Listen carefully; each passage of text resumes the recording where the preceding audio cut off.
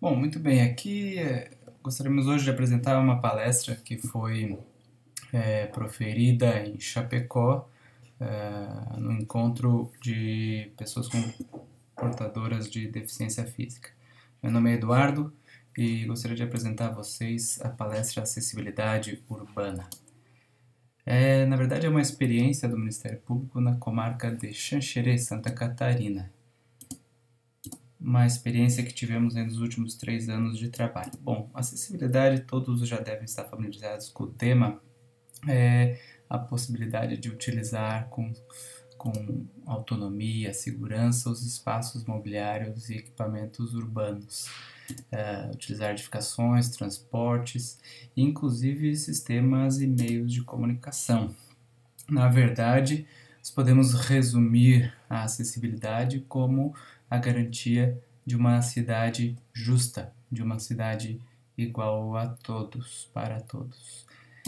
A legislação protege já há muito tempo as pessoas portadoras de deficiência e tenta igualá-las umas às outras. E a Lei 10.098 de 2000 prevê que a construção, a ampliação e a reforma sejam ou se tornem acessíveis às pessoas portadoras de deficiência. Vejam então que as construções antigas não precisam fazer essas adaptações, mas a construção, as novas construções, a ampliação ou a reforma desses edifícios que tenham destino de uso coletivo exigem a adaptação às normas de acessibilidade. E os requisitos mínimos dessas normas de acessibilidade são vagas de estacionamentos, acesso livre de barreiras, um itinerário livre, pelo menos, a todos os ambientes e banheiros acessíveis. Essa Lei 10.988 foi regulamentada pelo Decreto 5296 de 2004, que diz que ficam sujeitos ao disposto nesse decreto a aprovação de projetos de natureza arquitetônica e a execução desse tipo de obra, quando tem destinação pública ou coletiva. Isso é muito importante para o bom resultado das políticas de acessibilidade, porque a aprovação do projeto, que é uma das exigências necessárias para a construção civil em qualquer município do Brasil, qualquer município organizado do Brasil precisa de prévia aprovação arquitetônica. Sem isso, a obra é considerada clandestina, é considerada irregular e pode inclusive ser demolida pelo poder público quando não for possível a restauração ao que a lei determina. Então, a aprovação desse tipo de projeto deve atentar para as normas de acessibilidade. Também é bastante interessante observar aqui que isso vincula e responsabiliza o engenheiro que aprovará ou não o projeto. Se for aprovado contra as normas de acessibilidade, o decreto 5296 vai ser o fundamento legal para punir esse engenheiro que fizer a aprovação irregular. Outra das importantes previsões do decreto 5296 é essa do inciso terceiro, que exige para financiamento e para utilizar recursos públicos que tenham previsão e respeito às normas de acessibilidade. Então, a aprovação de financiamento, de recursos públicos, de projetos de natureza urbanística, tudo isso, convênios, ajustes, acordos, tudo isso deve observar as normas de acessibilidade. E o decreto 5296 ainda prevê a responsabilização, né? A responsabilização que pelas sanções administrativas, civis e penais cabíveis quando não forem observadas as regras desse decreto. O artigo 4º, na minha opinião, é um artigo muito importante porque ele prevê que os conselhos nacional, estaduais, municipais e do Distrito Federal, e inclusive as organizações representativas, podem acompanhar, sugerir e se manifestar sobre o cumprimento dos requisitos nesse decreto. Então, por exemplo, um conselho municipal que observe a construção de uma obra de acesso coletivo sem o respeito às normas de acessibilidade pode e deve ser garantida a essa associação, a essa entidade, esse conselho, a legitimidade para atuar, para reclamar, para fazer as representações pertinentes. E aqui nós começamos a entrar num ponto em que foi realmente importante na nossa experiência da Promotoria de Justiça. O Decreto 5296, no artigo 13, fala que a concessão de alvará de funcionamento e sua renovação devem observar e certificar as regras de acessibilidade. E também que a carta de habite deve observar também essas normas de acessibilidade. Isso é muito importante porque o alvará de funcionamento é o documento mediante o qual o empresário obtém a sua regularidade perante a prefeitura para a sua empresa, seja de pequeno, grande ou médio porte. E o habite é das edificações em geral. Então, para a emissão do alvará de funcionamento é necessário observar e certificar as regras de acessibilidade, nenhuma empresa nova que esteja estabelecida desde 2004, que é a data do decreto 5296, pode legalmente estar sem acessibilidade. Ou seja, todas as empresas com alvará de funcionamento a partir de 2004 têm que estar adequadas às normas de acessibilidade.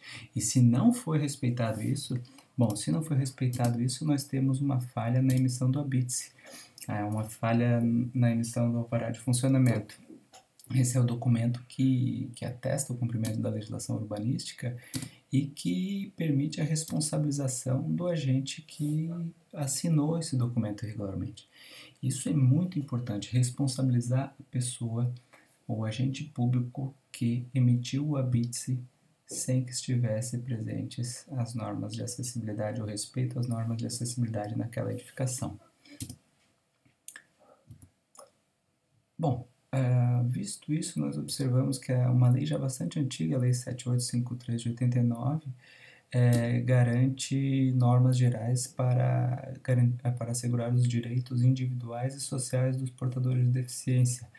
E vários direitos são ali previstos, mas o mais importante dessa lei, que eu gostaria de mostrar a vocês, é que essa lei permite que o Ministério Público instaure inquérito civil público e ação civil pública para garantir o pleno exercício desses direitos individuais e sociais. Quer dizer, o Ministério Público tem legitimidade para agir em nome de uma coletividade de pessoas para garantir essa legitimidade.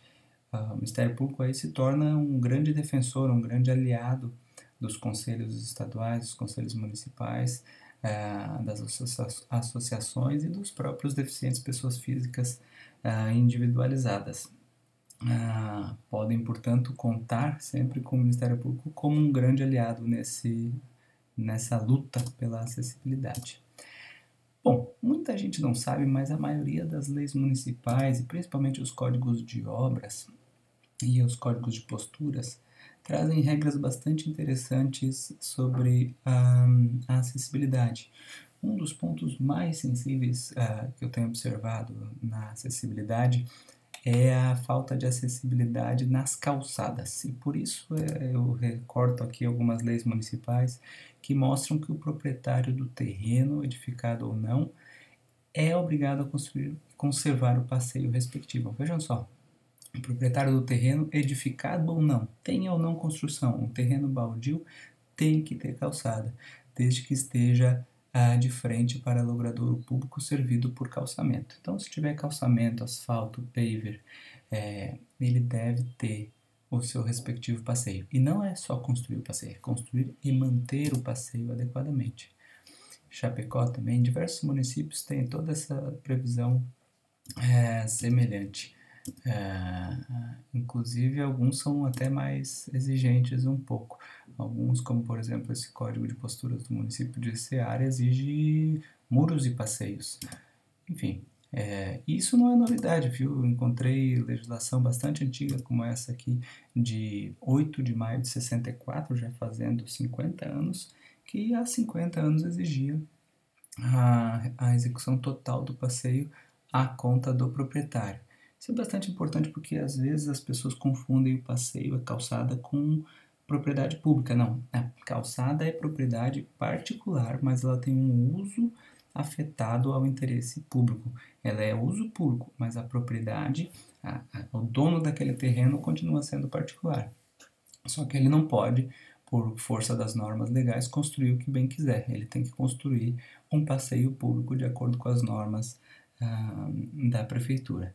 E isso é muito bom porque, ao contrário do que alguns pensam, que a prefeitura deveria adotar a construção de todos os passeios, isso não funciona bem no Brasil. Vejam só que nem as ruas são bem pavimentadas, e essas são a obrigação da prefeitura, e há muita exigência social de que as ruas sejam bem pavimentadas. Então, seria realmente uma utopia esperar que o município construísse bem as suas calçadas.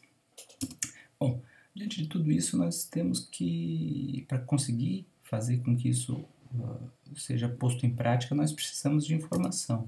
E desde 2012 está em vigor a Lei de Acesso à Informação, que diz que qualquer interessado pode apresentar pedido de acesso às informações aos órgãos públicos.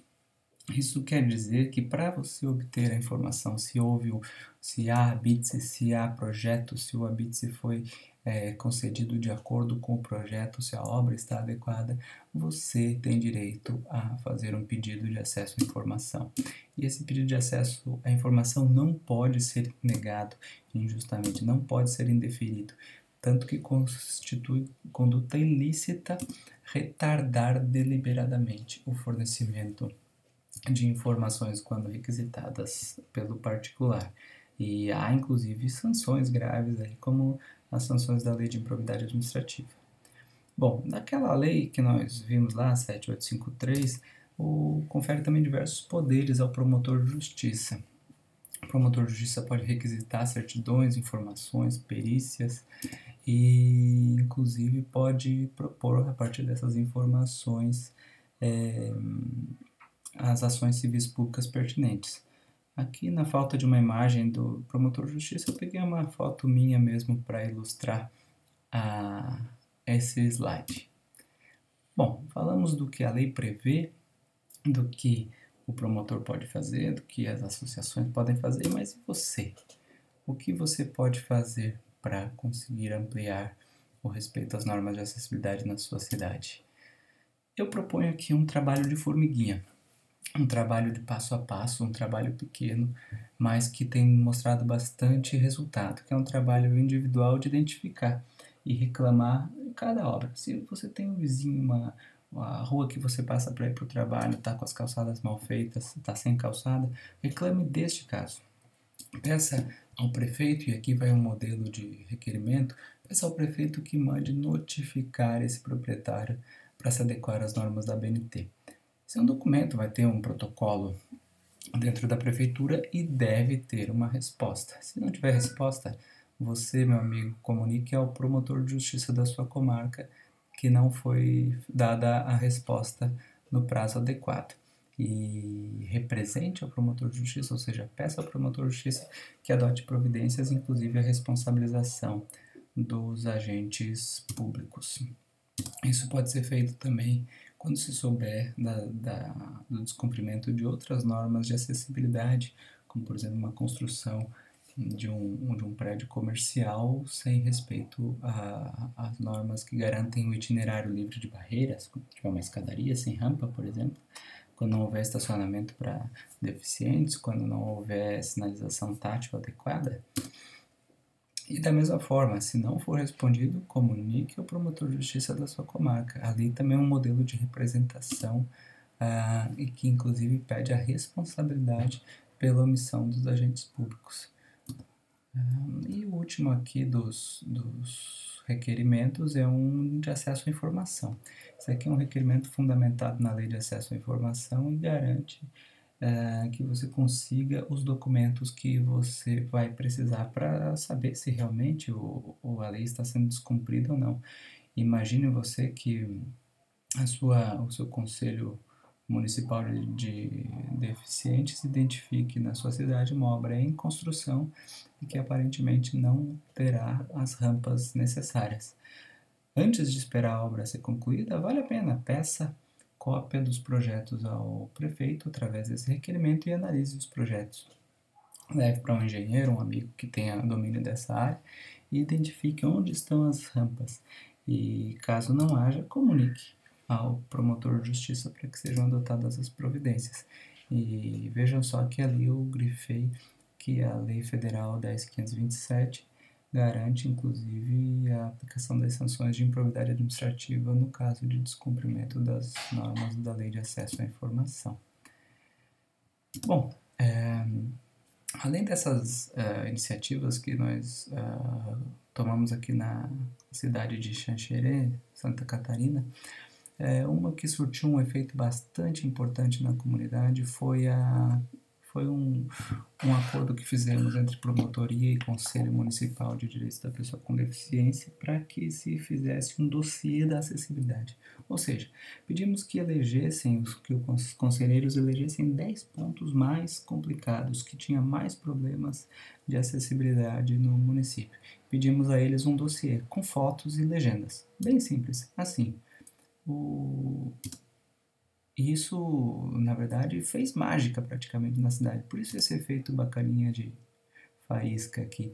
Eles mostraram para a Promotoria de Justiça diversos pontos. Vejam, coisas simples, uma calçada mal feita, uma rampa obstruída por uma porta e um sistema de detector antifurto.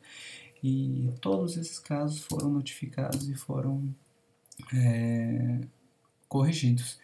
Aqui, farmácias com degrau impedindo acesso e tudo isso com alvará. Foram então identificados todos esses casos e foram adotadas as providências. Os comerciantes chiaram, reclamaram e se insurgiram, mas com o tempo perceberam, né, inclusive com os debates sociais que foram gerados em decorrência disso, perceberam que realmente tinham agido errado, que a lei já era bastante antiga, de 2004, ou seja, mais de 10 anos, e que haviam descumprido a lei e, portanto, se convenceram a rebaixar os acessos, os degraus, para permitir a acessibilidade. Esses modelos e esse dossiê da acessibilidade estão no SlideShare. A partir desse link vocês conseguem acessar esses documentos todos, inclusive a cópia dessa palestra. Muito obrigado.